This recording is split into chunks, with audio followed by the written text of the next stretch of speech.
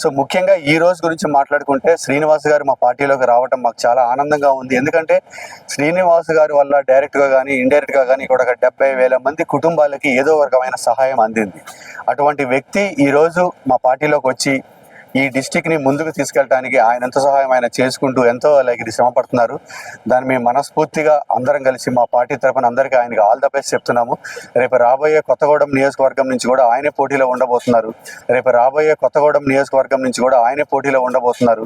దానికి మా పార్టీ నుంచి ఎటువంటి సహకారం కావాలన్నా సరే మా రాష్ట్ర నాయకులు అందరూ కూడా కలిసి ఇక్కడ వచ్చి అతన్ని 100% ఈ సీట్లో గెలిపించడానికి మా వంతు ప్రయత్నం మేము చేస్తాము. ఇది ఒకటే కాదు, మినిమం మేము ఎక్కడెక్కడైతే స్ట్రాంగ్ ఉన్నామో అన్ని డిస్ట్రిక్ట్స్లలో ఎక్కడెక్కడైతే స్ట్రాంగ్ ఉన్నామో అవన్నీ కూడా మేము ఈరోజు బేరే చేసుకుంటున్నాము. అవన్నీ ఒకసారి రివ్యూ చేసుకున్న తర్వాత జనసేన అయితే 2028 ఎలక్షన్లో చాలా గట్టి పోటీ ఇవ్వబోతుంది. రేపు రాబోయే ఎంపీటీసీ జెడ్పీటీసీ ఎలక్షన్స్లో కూడా మా పాత్ర ఎంత ఉంటుంది అనేది మీరు చూస్తారు. సో ఈరోజు నేను మనస్ఫూర్తిగా శ్రీనివాస్ గారికి ఆల్ ద బెస్ట్ చెప్పుకుంటూ ఆధ్వర్యంలో కొత్తగూడెంలో కార్యాలయం స్టార్ట్ చేయడం జరిగింది.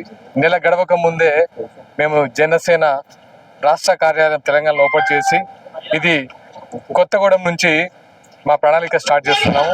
కొత్తగూడెం అనేది కార్మిక క్షేత్రం. ఇక్కడ ప్రతి బొగ్గు పిల్లలో సింగరేణి కార్మికుడి గుండె చప్పుడు ఉంటుంది. అలాంటి కార్మిక క్షేత్రం నుంచి స్టార్ట్ చేయడం అనేది నిజంగా శ్రీనివాస్ గారికి మనస్ఫూర్తి అభినందన తెలియజేస్తున్నాను. అదేవిధంగా కరోనా సమయంలో మీ అందరు తెలిసిన విషయమే, ఆయన మాజీ డైరెక్టర్గా ఉన్నారు ఆరోగ్య శాఖ. అనేక మందికి దగ్గర ఉన్న వ్యక్తి.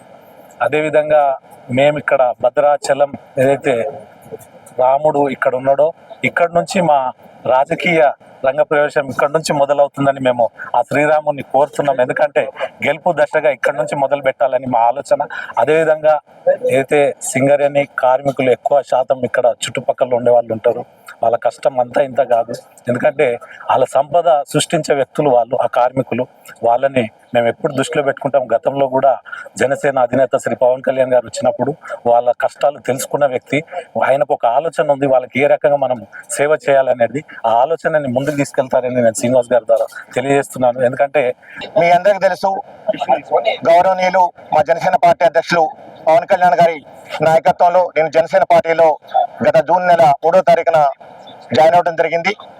జనసేన పార్టీ సిద్ధాంతాలు, నీతి, నిజాయితీ, నిబద్ధత, ప్రజలే కేంద్రంగా పరిపాలన, రాజకీయ జవాబుదారితనంతో ఏదైతే రాజకీయాలు చేస్తున్నారో ప్రజలే గలంగా ప్రజల సమస్యలను ప్రశ్నించగలంగా ఈరోజు జనసేన ముందుకు రావడం జరిగింది. వారి సిద్ధాంతాలు నచ్చి ఈరోజు నేను పార్టీలో జాయిన్ చేయడం జరిగింది.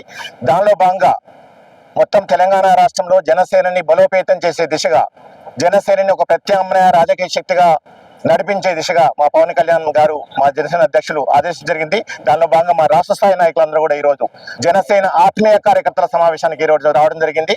అండ్ ఎస్పెషల్లీ జనసేన ఉద్యమం ఏదైతుందో జనసేనని సంఘటితం చేయడం, సంస్థాగతంగా బలోపేతం చేయడంలో భాగంగా ఈరోజు ఈ కార్యకర్తల సమావేశం నిర్వహించాం.